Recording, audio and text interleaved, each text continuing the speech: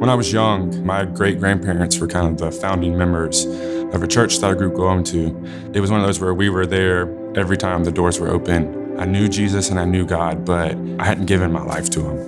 Further on down the road, I was trying to decide what college I was going to, and I was really struggling with this. And I was like, you know what? Like, I hadn't done this in a while. Let me pray. Let me ask Jesus for some help here.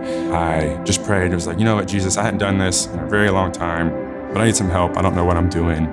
Please just help me. The next day, I'm going to football workouts in high school. So I go down to the practice field and I'm kicking, I'm punting the ball, I'm having a good workout. And the next thing I know, I see a Prius pull up and this large man gets out of it. And it just didn't feel right. It wasn't sitting with me well. So I'm kicking, and next thing I know, he's walking onto the practice field. And he goes, "Hey, are you the kicker at Northwest Cabarrus High School?" And I'm like really thrown off.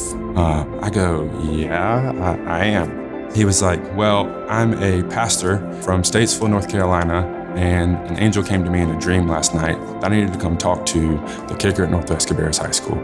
We proceed to talk. He shares a bunch of life wisdom with me. He goes to leave, so I shake his hand. And between shaking his hand, turning around to pick up a football, and turning back around, there was nothing there.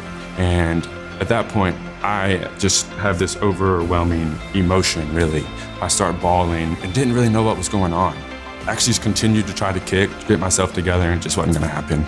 I lived about 7 minutes from the practice field, so I'm driving the 7 minutes home, bawling my eyes out, can barely see. And then that's when it hit me that I'd prayed that prayer and that Jesus had sent me an angel. That right then and there was when I decided to give my life completely to Christ and to follow him and to serve him, because he was gonna impact such a small decision in my life for such a big cause, then why wouldn't I give my complete life to him?